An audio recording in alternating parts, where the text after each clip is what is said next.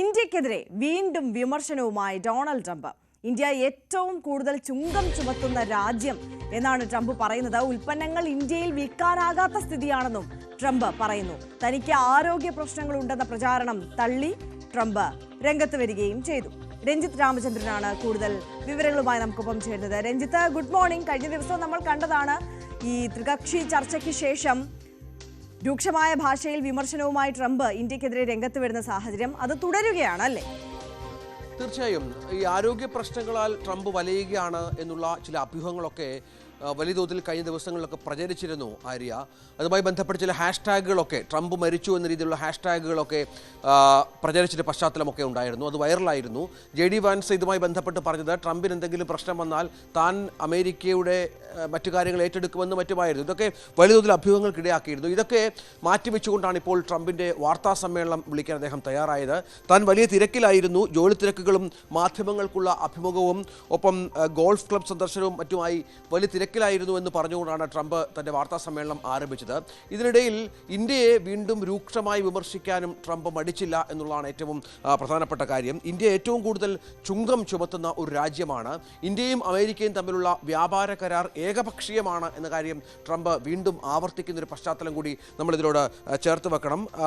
ഒരു ഉൽപ്പന്നങ്ങളും അമേരിക്കൻ ഉൽപ്പന്നങ്ങളൊന്നും ഇന്ത്യയിൽ വിൽക്കാൻ പറ്റാത്ത ഒരു അവസ്ഥയിലേക്ക് കാര്യങ്ങൾ എത്തിക്കഴിഞ്ഞു എന്നും ട്രംപ് പറയുന്നൊരു സാഹചര്യം കൂടി ഉരുത്തിരിഞ്ഞ് വന്നിരിക്കുകയാണ്. അത് വളരെ പ്രധാനമാണ്. ഒപ്പം റഷ്യ ആഗോളതലത്തിൽ ഒരു അച്ചുതണ്ട് രൂപപ്പെടുന്നു എന്നുള്ള ചോദ്യം മാധ്യമപ്രവർത്തകർ ട്രംപിനോട് ചോദിച്ചു. കാരണം അമേരിക്കയ്ക്കെതിരെ റഷ്യയും ചൈനയും ചേർന്നുള്ള ഒരു അച്ചുതണ്ട് ഉണ്ടാകുന്നുണ്ടല്ലോ എന്ന ചോദ്യത്തിൽ അതിൽ തനിക്ക് ഒട്ടും ആശങ്കയും ഭീതിയും ഇല്ലെന്നും അവർ അവരുടെ വഴിക്ക് പൊക്കോട്ടെ എന്നുമാണ് ട്രംപ് മറുപടി പറഞ്ഞത്. ഒപ്പം വ്ളാഡിമിർ പുടിൻ്റെ കാര്യത്തിൽ താൻ വലിയ നിരാശനാണ് എന്നുള്ള ഒരു വാദവും ട്രംപ് മുന്നോട്ട് വെച്ചു.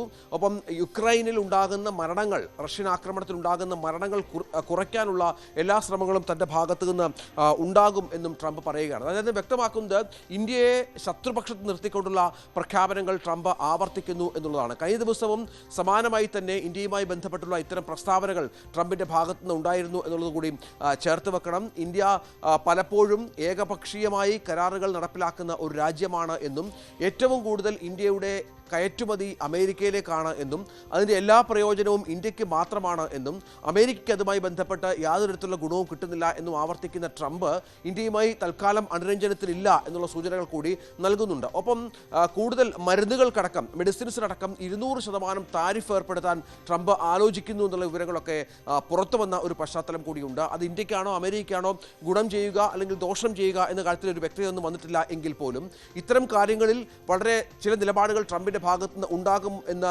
മാധ്യമങ്ങളടക്കം ചില റിപ്പോർട്ടുകൾ വന്നിരുന്നു. കാരണം ഇന്നലെ വാർത്താ സമ്മേളനം വിളിച്ചപ്പോൾ തന്നെ ഇത്തരം ചില സുപ്രധാന പ്രഖ്യാപനങ്ങൾ ഉണ്ടാകുമെന്നായിരുന്നു വൈറ്റ് ഹൗസിൻ്റെ ഭാഗത്തുനിന്ന് വന്ന സൂചനകൾ. അത് ഇത്തരം കാര്യങ്ങളുമായി ബന്ധപ്പെട്ടാണ് എന്നാണ് പറഞ്ഞിരുന്നത്. പക്ഷേ തൽക്കാലം അത്തരം കാര്യങ്ങളിലേക്ക് ട്രംപ് കടന്നിട്ടില്ല. കാരണം ഇപ്പോൾ തന്നെ നമുക്കറിയാം അമേരിക്കയിൽ വലിയ വിമർശനം ട്രംപുമായി ബന്ധപ്പെട്ട ഇന്ത്യയെ ശത്രുപക്ഷത്ത് നിർത്തുന്നതിൽ അമേരിക്കയിൽ നിന്ന് തന്നെ വലിയ വിമർശനം ഉയർന്ന ഒരു പശ്ചാത്തലമുണ്ട്.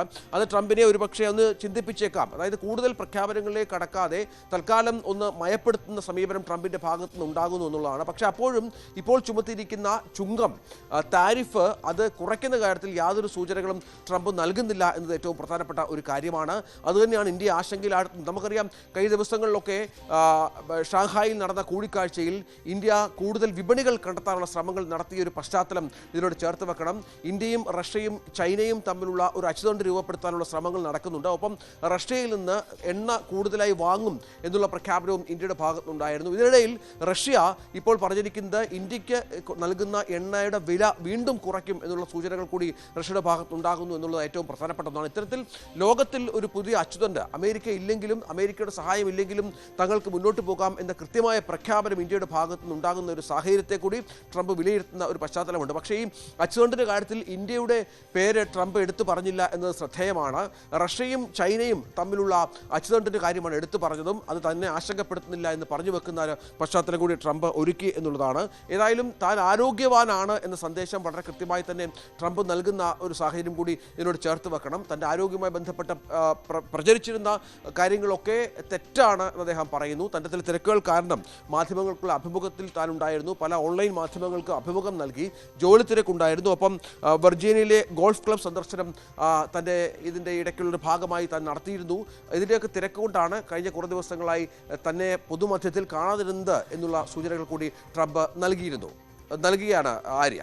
രഞ്ജിത്ത്, ഒരു കാര്യം കൂടിയുണ്ട്. അതായത് ഇത്തരത്തിൽ വളരെ രൂക്ഷമായ വിമർശനങ്ങൾ ട്രംപ് ഉന്നയിക്കുന്നു. അതായത് കാര്യങ്ങൾ തൻ്റെ കയ്യിൽ നിന്ന് പോയി താൻ വിചാരിക്കുന്ന ഇടത്ത് കാര്യങ്ങൾ എത്തി നിന്നില്ല ഈ താരിഫ് പ്രഖ്യാപനത്തിലൂടെ എന്ന് മനസ്സിലാക്കിയതിനു ശേഷം അപ്പോൾ ഈ ഇന്ത്യയുമായുള്ള വ്യാപാര ചർച്ചകൾ അത് എങ്ങും എത്താതെ നിൽക്കുന്ന സാഹചര്യമാണ്. അത് ഒരു ഘട്ടത്തിലും ഇനി പുനരാരംഭിക്കാനുള്ള ഒരു സാധ്യത ഇല്ല എന്ന് തന്നെ വിലയിരുത്തണമോ? അതിനപ്പുറം അതിൻ്റെ കൂടെ ഒരു കാര്യം, അതായത് ഈ ചൈനയ്ക്ക് ഈ താരിഫ് പ്രഖ്യാപന സമയത്ത് ഒരു ഇളവൊക്കെ നൽകിയിരുന്നു. ചർച്ചകൾക്ക് ശേഷം താരിഫ് പ്രാബല്യത്തിൽ വരുന്നതിനെക്കുറിച്ച് ആലോചിക്കാം എന്നൊരു നിലപാടാണ് ട്രംപ് സ്വീകരിച്ചത്. പക്ഷേ പ്രഖ്യാപനത്തിൽ വരുമ്പോൾ 125% താരിഫ്, മറ്റ് രാജ്യങ്ങളെ അപേക്ഷിച്ച് നോക്കുമ്പോൾ ഏറ്റവും വലിയ താരിഫ് ചുമത്തപ്പെടുന്നത് ചൈനയ്ക്ക് തന്നെയായിരിക്കും. അപ്പോൾ ആ ഒരു താരിഫ് ചുമത്തപ്പെടും എന്ന നിലയിലേക്ക് കാര്യങ്ങൾ നീങ്ങുകയാണോ? ഈ ട്രംപിൻ്റെ ഒരു പ്രത്യേകത വളരെ പെട്ടെന്നാണ് ഒരു രാജ്യത്തെ ശത്രുപക്ഷത്തേക്ക് മാറ്റുന്നത് എന്നുള്ളതാണ്. കഴിഞ്ഞ കുറേ നാളുകളായി അദ്ദേഹം അത്തരത്തിലുള്ള രീതിയിൽ നേരത്തെ അമേരിക്കൻ പ്രസിഡന്റായി തിരഞ്ഞെടുക്കപ്പെട്ടപ്പോഴും ഇപ്പോൾ രണ്ടാമത്തെ ടേമിൽ വീണ്ടും പ്രസിഡന്റായി വരുമ്പോഴും ഒക്കെ അത്തരത്തിലുള്ള സമീപനം ട്രംപിൻ്റെ ഭാഗത്തുനിന്നുണ്ടായിരുന്നു എന്നുള്ളത് ഏറ്റവും വലിയ പ്രത്യേകതയാണ്. ഇന്ത്യയുടെ കാര്യത്തിൽ തന്നെ എടുത്താൽ ഏറ്റവും കൂടുതൽ സൗഹൃദം ഇന്ത്യ പുലർത്താൻ ശ്രമിച്ച ഒരു രാജ്യമാണ് അമേരിക്ക. ട്രംപുമായി ബന്ധപ്പെട്ട് മോദി ചില തരത്തിലുള്ള നീക്കങ്ങളൊക്കെ നടത്തിയ ഒരു പശ്ചാത്തലം കൂടി ഉണ്ടായിരുന്നു. പക്ഷേ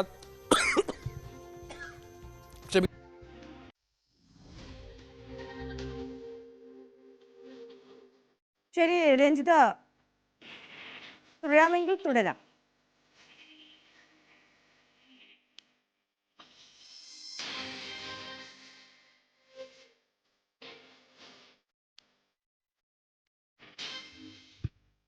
ആര്യ, ഇപ്പോൾ ഏറ്റവും ഒടുവിൽ ട്രംപ് നടത്തിയ ചില പ്രഖ്യാപനങ്ങളുണ്ട്, അതിനോട് ചേർത്ത് വെക്കണം. ഒന്ന്, ഈ റഷ്യയിൽ നിന്ന് എണ്ണ വാങ്ങുന്നത് മാത്രമല്ല തന്നെ അലോസരപ്പെടുത്തിയതെന്നും ഇന്ത്യക്കെതിരെ ചുങ്കം ചുമത്താൻ തന്നെ പ്രേരിപ്പിച്ചത് എന്നും ട്രംപ് പറഞ്ഞു വെക്കുന്നുണ്ട്.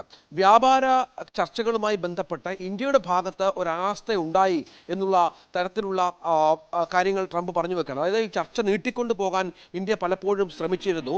കൃത്യസമയത്ത് ഈ ചർച്ചയുമായി ബന്ധപ്പെട്ട് ഇന്ത്യ മുന്നോട്ട് പോയില്ല എന്നുള്ള കുറ്റപ്പെടുത്തൽ കൂടി. അതായത് റഷ്യയുമായി എണ്ണ വാങ്ങുന്നത് മാത്രമല്ല തന്നെ ഈ പ്രശ്നങ്ങളിലേക്ക് തന്നെ നയിച്ചത് എന്നുള്ള സൂചനകൾ ട്രംപ് നൽകുന്നുണ്ട്. അത് പ്രധാനമാണ്. കാരണം ലോകരാജ്യങ്ങൾ ഒട്ടാകെ വലിയ വിമർശനം ഉന്നയിച്ച ഒരു സാഹചര്യമുണ്ട്. ഒരു രാജ്യത്തിൻ്റെ നയം തീരുമാനിക്കാൻ, അവർ ഏതൊക്കെ സാധനങ്ങൾ ഏതൊക്കെ രാജ്യങ്ങളിൽ നിന്ന് വാങ്ങണം എന്ന് തീരുമാനിക്കാനുള്ള തരത്തിലുള്ള അവകാശം ഓരോ രാജ്യങ്ങൾക്കുമുണ്ട്.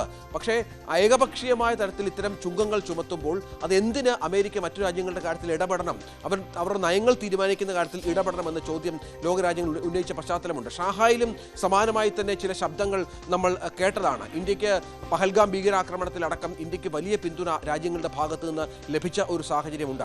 അമേരിക്കൻ പ്രസിഡന്റ് പലപ്പോഴും താനാണ് ഈ പ്രശ്നങ്ങളൊക്കെ അവസാനിപ്പിച്ചത് എന്ന് പറഞ്ഞു വെക്കുമ്പോഴും ഇതിൽ ഇന്ത്യയുടെ നയത്തിന്, ഇന്ത്യ തീരുമാനിച്ച കാര്യങ്ങൾക്ക് പിന്തുണ നൽകുന്ന പശ്ചാത്തലമൊക്കെ ഉണ്ടായി.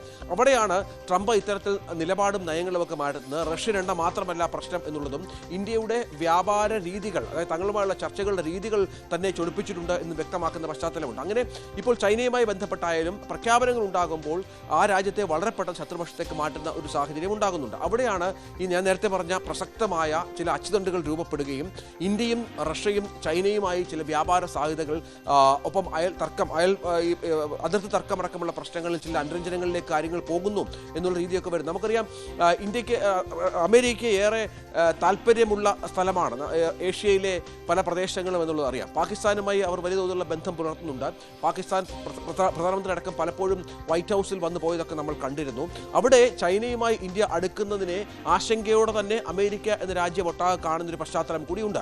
ഇവിടെയാണ് ട്രംപ് ഇത്തരം രാജ്യങ്ങൾ, പ്രത്യേകിച്ച് ഇന്ത്യ അടക്കമുള്ള രാജ്യങ്ങൾക്കെതിരെ വരുമ്പോൾ, കൂടുതൽ ചുങ്കം ചുമത്തുമ്പോഴൊക്കെ അമേരിക്കയ്ക്കുള്ളിൽ തന്നെ എതിർപ്പ് ഉയരുകയും കോടതിയിൽ പോലും ഇത്തരം വിഷയങ്ങൾ ചോദ്യം ചെയ്യുന്ന ഒരു പശ്ചാത്തലമൊക്കെ ഉണ്ടാകുന്നുണ്ട്. അത് വളരെ പ്രധാനപ്പെട്ട ഒന്നാണ്. ഇത്തരത്തിൽ താൻ എടുത്ത നിലപാടിൽ നിന്ന് പിന്നോട്ട് പോകാനാവുന്നില്ല. അമേരിക്കയിൽ എതിർപ്പുണ്ടാകുന്നു, ലോകരാജ്യങ്ങളുടെ എതിർപ്പ് ക്ഷണിച്ചു വരുത്തുന്നു. മറ്റൊരു പ്രധാനപ്പെട്ട കാര്യം, ഈ പ്രശ്നങ്ങളെയൊന്നും ഇന്ത്യ മൈൻഡ് ചെയ്യുന്നില്ല എന്നുള്ളതാണ്. ഇന്ത്യ ഇത്തരം പ്രശ്നങ്ങളിൽ പ്രതികരിക്കുന്നില്ല.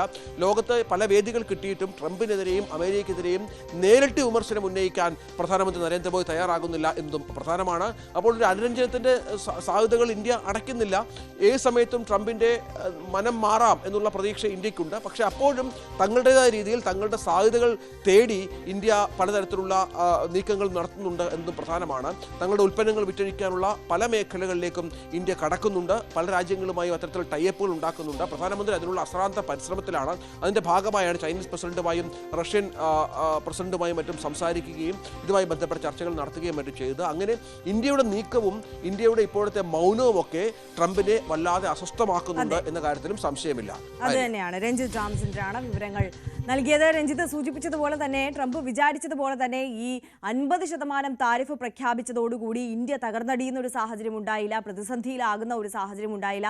അതാണ് ഇപ്പോൾ ട്രംപിനെ കൂടുതൽ അസ്വസ്ഥനാക്കുന്നത്. ഒപ്പം റഷ്യയും ചൈനയുമായി ചേർന്ന് 3 ശക്തികൾ, വൻ ശക്തികൾ ചേർന്ന് മറ്റൊരു ലോകക്രമത്തിലേക്ക് കാര്യങ്ങൾ നീങ്ങുമോ എന്നതും ട്രംപിനെ കൂടുതലായി ചൊടിപ്പിക്കുന്ന ഒരു സാഹചര്യമാണ്. അതുകൊണ്ട് തന്നെ നിരന്തരം ഇത്തരത്തിൽ ഇന്ത്യക്കെതിരെ രൂക്ഷ വിമർശനവുമായി ഇപ്പോൾ സോഷ്യൽ മീഡിയകളിൽ ട്രംപിനെ നമുക്ക് കഴിഞ്ഞ 2 ദിവസമായി കാണാൻ സാധിക്കുന്നുണ്ട്. ഒപ്പം മറ്റൊരു കാര്യം കൂടി അദ്ദേഹം വിശദീകരിച്ചത്, തനിക്ക് ആരോഗ്യ പ്രശ്നങ്ങളില്ല, താൻ മരിച്ചു എന്നതടക്കം സോഷ്യൽ മീഡിയയിൽ പ്രചരിക്കുന്ന വാർത്തകൾ തെറ്റാണ് എന്നതടക്കം ചൂണ്ടിക്കാണിച്ചുകൊണ്ടുള്ള ഒരു പ്രതികരണവും കഴിഞ്ഞ ദിവസം വന്നിരിക്കുകയാണ്.